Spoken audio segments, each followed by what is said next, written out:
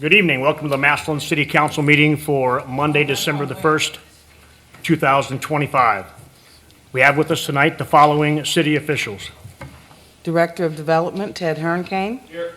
Income Tax Budget Director, Lori Katagides-Boron. Here. Is there anyone from administration I missed? That's it, Mr. President. Thank you, Madam Clerk. Item number 5 on tonight's agenda is where the public can speak on the topic that appears on the agenda. And then under number 17 is where the public can speak on a topic that does not appear on the agenda as well. I'd like to remind everyone at this time with a cell phone to please turn it to vibrate and/or turn it off, including council. Thank you. Roll call, please. Brian Huth. Here. Creamer. Present. Cunningham. Present. Gregg. Here. Hardwick Smith. Here. Lewis. Markham. Here. Hackley. Here. And Ray. Present. Roll call of 9 present. Thank you, Madam Clerk. Tonight's invocation and pledge of allegiance will be by Councilman Mike Gregg. Thank you, President Slater. Please join me in the Lord's Prayer followed by the Pledge of Allegiance. Our Father, who art in heaven, hallowed be thy name. Thy kingdom come, thy will be done, on earth as it is in heaven. Give us this day our daily bread, and forgive us our trespasses, as we forgive those who trespass against us. And lead us not into temptation, but deliver us from evil. For thine is the kingdom, and the power, and the glory forever. Amen. I pledge allegiance to the flag of the United States of America, and to the republic for which it stands, one nation, under God, indivisible, with liberty and justice for all.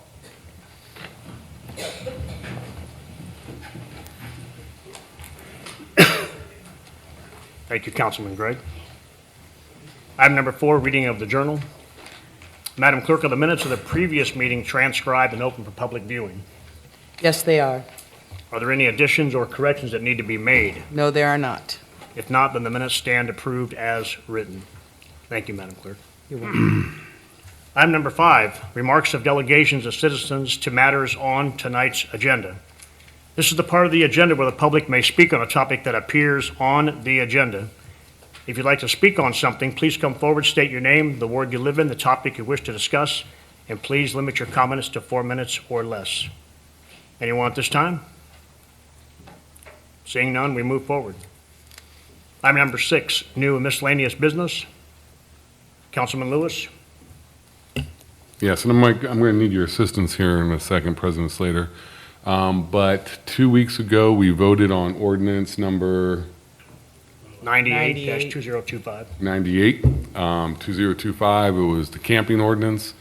That went down with 5 noes to 4 yeses. I'd heard from a couple of people on council, some thoughts and opinions about it. One of the primary thoughts and opinions was there seemed to be general thought of, we want to do something to preserve our community, but we also want to make sure that we preserve the health, safety, and the support of those who find themselves in situations that they may or may not want to be in, causing them to, be sleeping outside, possibly in public space. So we did have some conversation last week. I looked into a few things, as I said I would. And then tonight I would want to make a vote for reconsideration. Before I make that motion, I do want to just give you guys some details of some things I found out. First off, Mr. Packley had made some reference about concerns to language within the ordinance that cited basically, Duncan Plaza being closed after dark. So what if someone is passing through, either maybe they leave a meeting here and they're passing through to downtown because they're attempting to get to an establishment, or maybe they're at an establishment downtown and they parked back here and they're just getting back to their vehicle, to make sure that they're not in violation. So I spoke with Mr. Richard, the law director, and he stated that essentially in those circumstances, this ordinance would not apply because in this ordinance you're specifically calling out camping or activity related to such activity.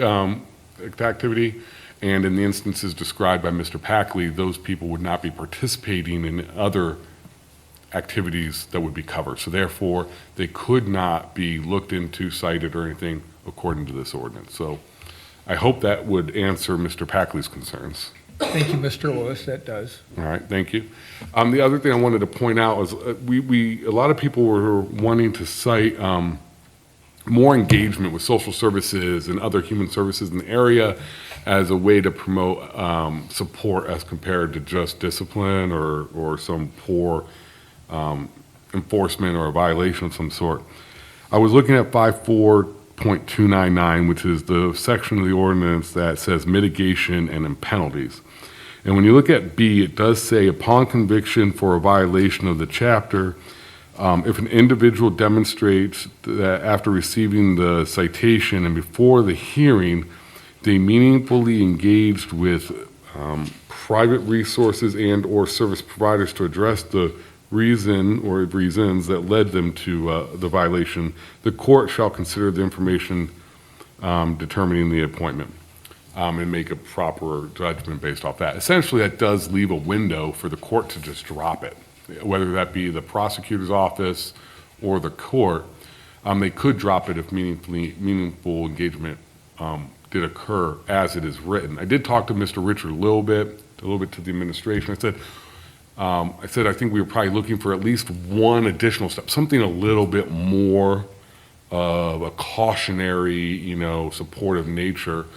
So I won't at this meeting, but if we do a reconsideration, I think we can probably hash it out some more next week at the work session, and then possibly in 2 weeks at the last voting session of this council, we can amend, and I'm recommending adding a new A, which would then under 542.99, and then everything else would bump down. That basically says upon something along the lines of, upon first engagement with a law enforcement officer or official, a warning shall be granted, as well as referral to support services. So essentially what then this ordinance would be saying is, hey, if we come across you and we come into contact with you, we're not going to come with a notepad and a citation. We're going to come with support and to provide you direction if you are not aware.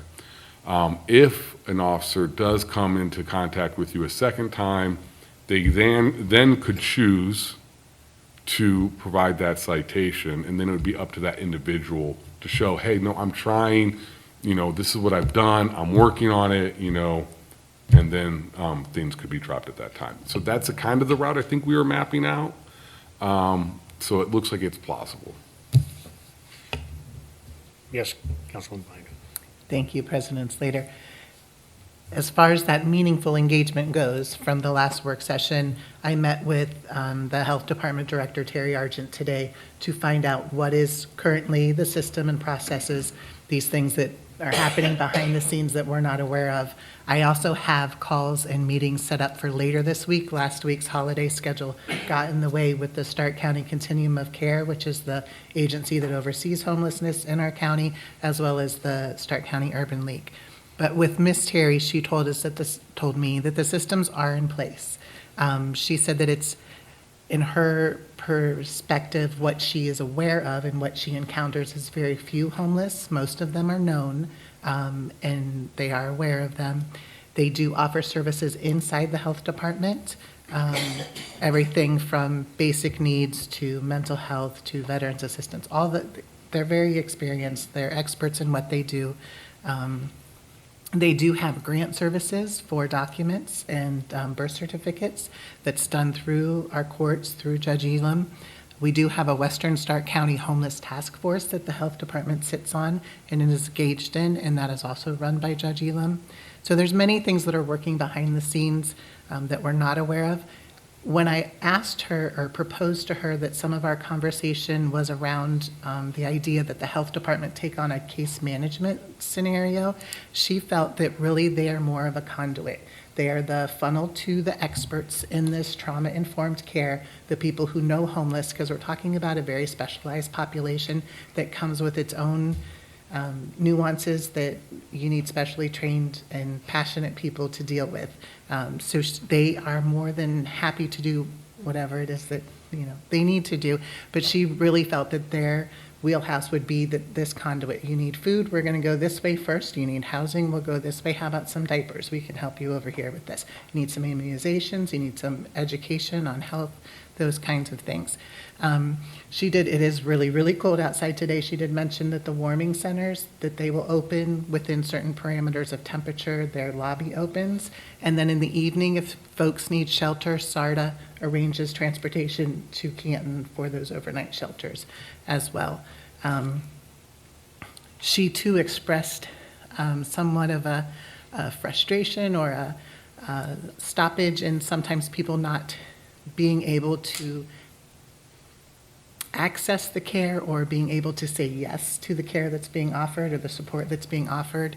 And again, that's one of those nuanced pieces that the homeless hotline is the first line of defense. So if they come upon an unhoused person, they call the homeless hotline. And then that starts the conversation about where to go next. And that's countywide. There are very few spaces for people to go. So if anybody wins the lottery and wants to take that on as a passion, it would be welcome. And SARTA will also take folks that they identify or have the need from wherever they're identified in the city to those shelters. So there's more that I'm going to look into. My concern is that we stay on the policy side of things, and I'm liking the language modified more than I'm hearing, but I want to make sure that the processes really are there for my own self, and I'm happy to report back.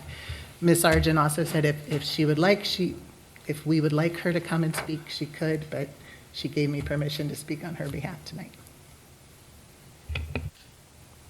Let the record show that Safety Service Director Renee Baker came in. Yes, Mr. Lewis. And I would just add also, I think as a council, we do have a lot of responsibilities for all of our citizens, regardless of their housing situation. They are all members of our community one way or another. So as a council, what we can do is we can set forth policy, which is kind of what this is, like saying, hey, we're going to come with a supportive hand first. But then we can also, our greatest power is our budgetary power. And so I won't be around in the coming year or 2 or 3 or whatever, but, I would challenge future councils to think about that. I know Mr. Hurricane uses CDBG dollars to provide funding to some local organizations. Look for more opportunities like that where we can use our funding to help enriching the programs that are around, so that hopefully we don't get to a point where we're actually ever having to take anyone to court. So it was ordinance 98-2025. Correct. If everyone's okay, I'd like to make a motion that we reconsider ordinance 98-2025. Second by Councilman Ray. Roll call to consider. Creamer, Yes. Cunningham, Yes. Gregg, Yes. Hardwick Smith, Yes. Lewis, Yes. Markham, Yes. Packley, Yes. Ray, Yes. and Brian Hoot. Yes. 9 yes to reconsider ordinance number 98-2025. Councilman Lewis. Good. That would make it second reading. I was just going to give a second reading, but I don't know if maybe you should, Ms. Cunningham, because it technically came from your committee. Okay. So maybe it should be, Councilman Cunningham. Thank you, Mr. Slater, President. I would like to make this motion, it'll be say second reading. second reading. Okay. Make the motion a second reading, yeah. Ordinance number 98-2025 has received its second reading. Sorry. Lost there. Item number 7, introduction of ordinances and resolutions. Ordinance number 112-2025. An ordinance authorizing the Director of Public Service and Safety of the City of Massillon, Ohio, to transfer parcel 680625, a 0.14 acre parcel located at 227 3rd Street Southeast, Massillon, Ohio, currently owned by the City of Massillon, to the CIC Corporation of Massillon for the purpose of economic development and declaring an emergency. Councilwoman Creamer. Thank you, Mr. President. First reading. Ordinance number 112-2025 has received its first reading. One moment, please. Point of order or something. Yes, I don't know if Ms. Creamer's, this is the third and over the Makeaway, correct? Yes. I don't know if Ms. Krim is aware, but we have members from Makeaway here that were ready to speak to us. I didn't know if you wanted to hear from them or not, and I didn't know if you were aware that they were present. I was not notified that we had representative from Makeaway, so if they would like to come to the microphone and speak fine. to council, please come forward. Thank you, Good Mr. evening. Lewis. And thank all of you. Thank you so much for what you do. I know this is time-consuming. I'm the executive director currently of Makeaway. We are an important organization in Massillon to where people with mental health issues, homelessness, they come in and they sit in our drop-in center. We contribute to people who are vulnerable, people who don't have a place to go to socialize with their peer group. We provide food, we provide lunches and things like that during our bingo nights. We do a lot in this community. I'm very new at this, about 2 years now. But there is a gentleman here tonight that I would like to pass it to, who in 1981 under Pastor George Schmidt started Makeaway as a Christian-centered group to support mental health, not just for Massillon, but for the Stark County. We get a lot of people from all over. We have 442 members that signed the papers that say they belong there. Of those 442, the primary focus for them is loneliness. That's what they do in our surveys. If you want to see people who are in beautifully happy, it's an organization. Our organization is a place where people can come and have a party environment, a socializing environment, a place where we care. But I would like to pass to Mr. Brian Stuck, who is probably in my estimation, he's been there 40 years. 40 years making sure that organization operated. He is one of the, I don't want to say too much nice about him because he'll go to his head, but he really knows the history. And if I could just pass it to Mr. Yes, sir. Stuck. Please. Thank you, Carl. I'm Brian Stuck, and also on behalf of the Board of Directors, I would like to thank the City Council for all the years of supporting by letting us have it for $1, use the building for $1 a year. I want to tell you a little, and I'm only going to be 3 minutes. I'll talk quick. But the history, and I've been there a little longer than, I was started in '82. We actually started in 1981 of August, and it was started before that at St. Paul's. People from Heartland, which was called Massillon State, they'd bring 2 or 3 vans, their activity staff, and go to their hall and have bingo party. The church would have bingo party for them. And they knew that they needed a place for the individuals that was, especially when they were let out into the community. They weren't from here, a lot of them, but what happens when they get released? They're in the community. So they went to City Council. Mayor Demmer, if you're older like me, you might remember Mayor Demmer, and also Scott Olslager was a part of it too. So it has some history there where they secured the building from the city. We had a year-by-year lease for 3 years, I think it was, and in 1983 we got a 20-year lease from the city, and then I got another one at the end of the 20 years, but it was a resolution because whoever I spoke to here years ago said they lost the lease, and I had a copy, but they just did a resolution for 20 years. That ran out in 2023. I was working with the city, I contacted them. They were trying to do it again, and they said, if you can come down and talk, I said, just let me know anytime. That never transpired. So the lease ran out. But it was started by the city here, and we really appreciate it. George Schmidt was our founder. He was an associate pastor at St. Paul's.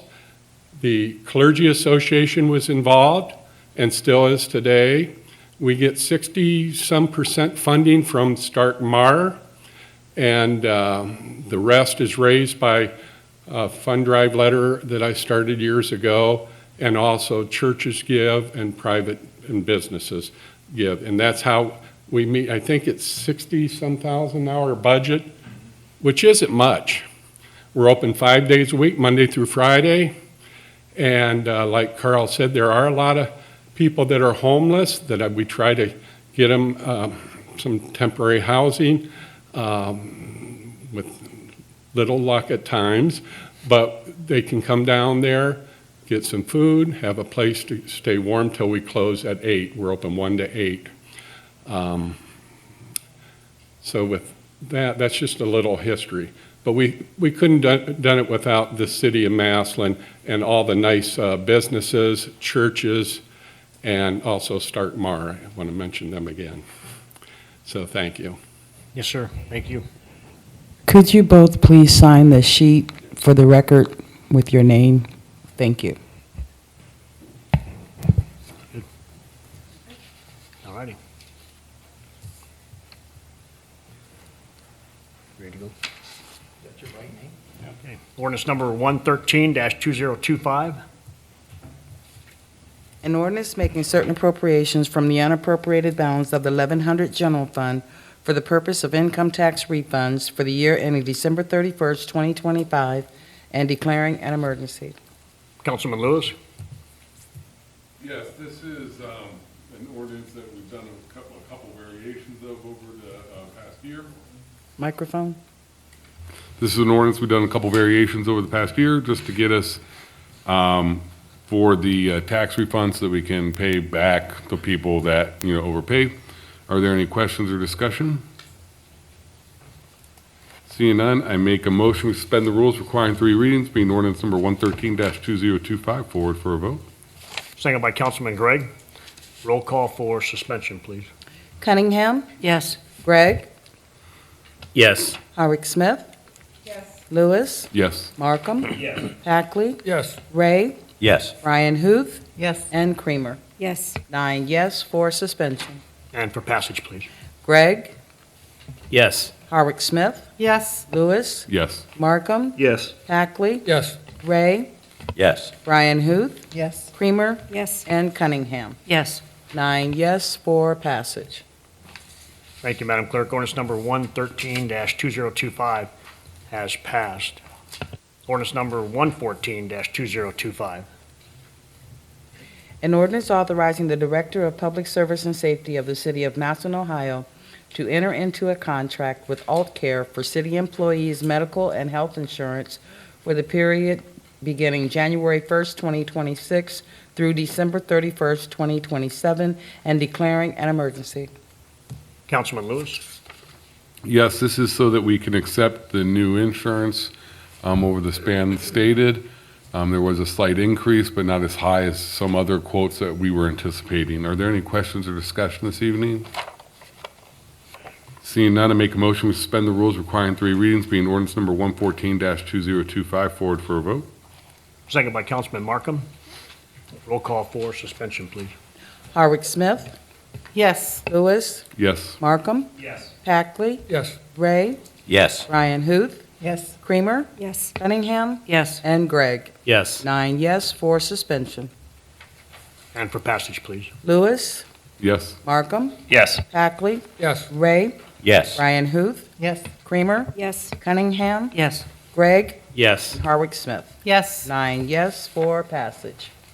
Thank you, Madam Clerk. Ordinance number 114-2025 has passed. Resolution number 13-2025. A resolution directing the Stark County Board of Elections to conduct an election at the primary election on May 5th, 2026, for the purpose of providing the electors of the city of Massillon, Ohio, with the opportunity to approve or disapprove an ordinance providing for the continuation of an existing 0.2% levy on income to be effective January 1st, 2027 for 5 years for the purpose of city street maintenance and repair and to the city street department and declaring an emergency. Councilman Lewis? Yes, this is one of 2 steps we're anticipating taking tonight, and this is to put the levy or the tax issue in front of the voters to see if they want to continue with the road levy. Are there any questions or discussions this evening? Seeing none, I make a motion that we suspend the rules requiring three readings, bring resolution number 13-2025 forward for a vote. Second by Councilman Gregg. Roll call for suspension, please. Markham. Yes. Packley. Yes. Ray. Yes. Brian Huth. Yes. Creamer. Yes. Cunningham. Yes. Gregg. Yes. Hardwick Smith. Yes. And Lewis. Yes. 9 yes for suspension. And for passage, please. Packley. Yes. Ray. Yes. Brian Huth. Yes. Creamer. Yes. Cunningham. Yes. Gregg. Yes. Hardwick Smith. Yes. Lewis. Yes. And Markham. Yes. 9 yes for passage. Thank you, Madam Clerk. Resolution number 13-2025 has passed. Item number 8, unfinished business. Number 9, petitions and general communications. Yes, you all should have gotten a copy of the notice to legislative authorities regarding objections to renewal of a retail liquor permit from the Department of Commerce Division of Liquor Control. And this just pertains to if you have any establishment in your ward or the city of Massillon that you feel is a nuisance to the city and their establishment is causing negative impact to the community, that you can object to the renewal of their liquor license. No, good. Thank you, Madam Clerk. Item number 10, bills, accounts, and claims. Yes, we have a bill in the amount of $67.85 payable to Visual Edge IT, which is our overage charge for the period of August the 24th, 2025 to November 23rd, 2025. Councilman Lewis. Yes, I make a motion that we pay the bills. Second by Councilman Gregg. Roll call, please. Ray. Yes. Brian Huth. Yes. Creamer. Yes. Cunningham. Yes. Gregg. Yes. Hardwick Smith. Yes. Lewis. Yes. Markham. Yes. And Packley. Yes. 9 yes to pay the bills. Thank you, Madam Clerk. The clerk will pay the bills and charge them to the proper accounts. Item number 11, reports from city officials. Yes, we have the treasurer's report for October 2025 and the mayor's report for October 2025. Item number 12, reports of committees. Our next work session will be Monday, December the 8th, 2025 at 6:30 PM. Item number 13, resolutions and requests of council members. Councilwoman Cunningham. Thank you, President Slater. I wanted to mention this evening, I'm not sure how many people were there last evening, but yesterday was the 50th anniversary of the fire of the La Cuisine restaurant where we lost 3 firemen. And believe it or not, 50 years. Some of us here can remember, and I know some of us don't remember, but it must have been maybe 100, 150 people were there last evening. And I've been to this for a number of years, but I'll tell you, at 5:20, when the first bell rang to announce that there was a fire, and they ring the bell, I mean, chills just go through your entire body. And what I wanted to mention was Fire Chief Heck spoke of not only did it change Massillon and change people, it also brought change to the fire department as far as safety rules and regulations and how the fire department changed, which you really didn't really think about it too much, but when you think about 50 years later and how last week when he was here and he spoke about we may have to be providing a new pump fire truck that now they cost over $1 million. You know, when 50 years ago it wasn't anywhere close to that. But with all the safety regulations and improvements over the years and all that.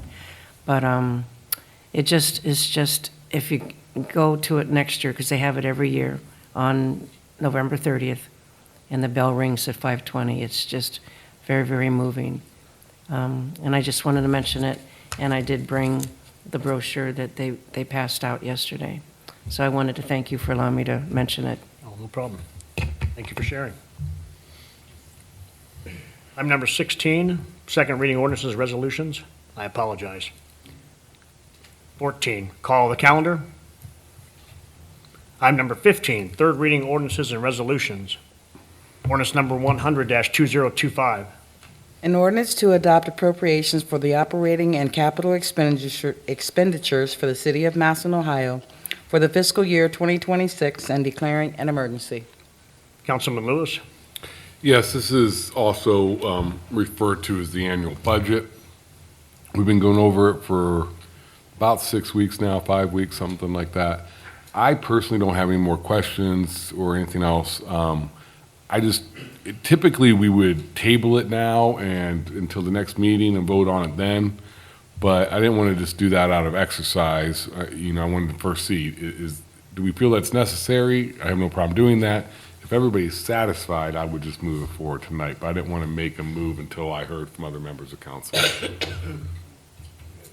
Councilman Gregg.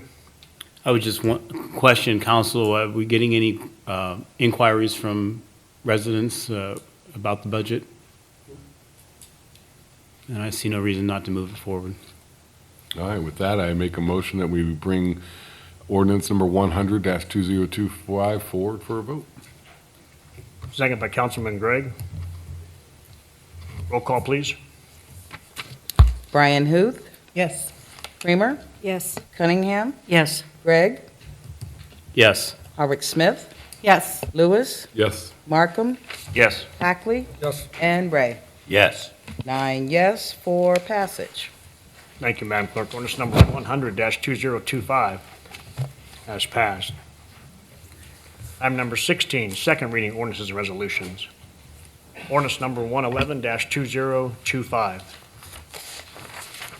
An ordinance amending section 181.01, purpose and authority to levy tax rate of the codified ordinances of the city of Massillon, Ohio, and authorizing the continuation of an existing 0.2% levy on income to be effective January 1st, 2027 for 5 years for the purpose of the city street maintenance and repair and the city street department, subject to the approval of the electors of the city of Massillon, Ohio, and an election to be conducted at the primary election on May 5th, 2026.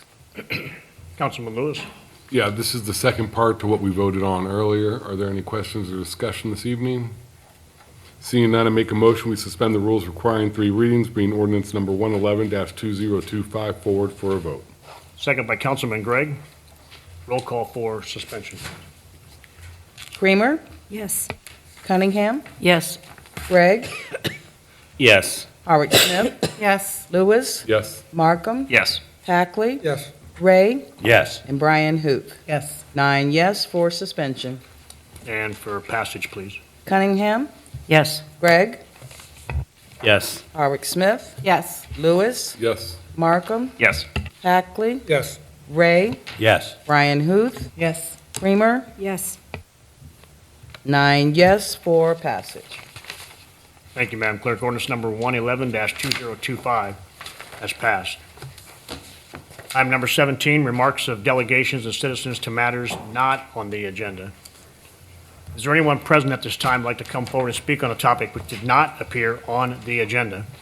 If so, please come forward, state your name, the ward you live in, the topic you wish to discuss, and please limit your comments to 4 minutes or less. Anyone at this time?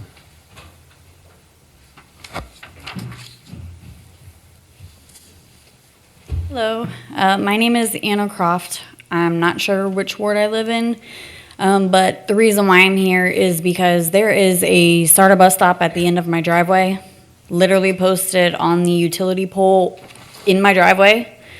And we've been having issues for the last 4 years since we moved in with people standing in the driveway, leaving trash. It's just been, we've actually had our driveway blocked off because one of the buses broke down in front of it. We had to drive through our front yard to park in our driveway because we live on Amherst, so we can't park on Amherst.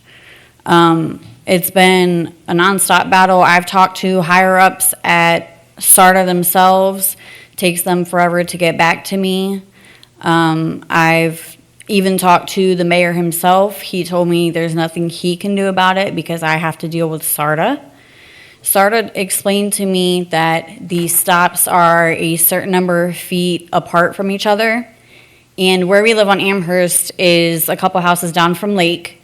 And I guess the way the buses are routed is turning on Amherst is one route, turning on the other side of Amherst going towards Marks is another route. And they can't move our stop to the other side of Lake because it's a whole different route, but they also can't move it down the road because it's within a certain number of feet from another sign. But I was just told by one of my neighbors that the sign was actually in a different spot before we moved to our house now. We've been there for 4 years. And they said another person had an issue with it. And when they tore up Amherst and did, I think it was the water lines, they had taken that SARTA sign down and just posted it on the utility pole, I guess, because that's where they thought that it went. But now everyone is telling me that I can't have it moved. And I've been told, you know, if someone's standing in your driveway, call the police, have them come out. But if I did that, I would literally be calling them every single day. And that's a waste of resources to me because by the time they get there, those people will be gone. So I'm just trying to have the sign moved 10 or 15 feet left to the right. There are long patches of grass between my house and my neighbor's houses. So instead of having that sign specifically on the utility pole, they can put it on its own pole and put it in one of those patches of grass so the people stand on the sidewalk and not in mine or someone else's driveway. And I didn't know what else to do about the problem besides come here and bring it up. So since SARTA doesn't want to do anything about it, I don't know who else can. That's all. Appreciate it. Please sign the paperwork there if you don't mind. That would be Seth Markham's ward. It would-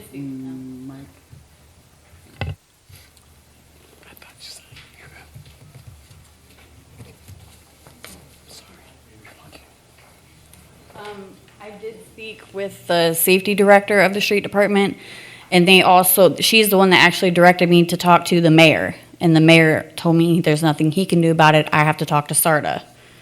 So I'm back at square one.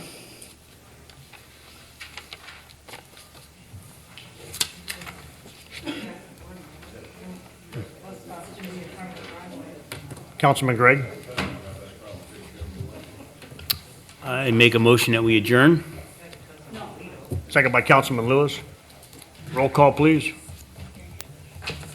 Cunningham? Yes. I'm sorry. Gregg? Yes. Hardwick Smith? Yes. Lewis? Yes. Markham? Yes. Hackley? Yes. Ray? Yes. Brian Huth? Yes. Creamer? Yes. And Cunningham. Yes again. 9 yes to adjourn. Meeting adjourned.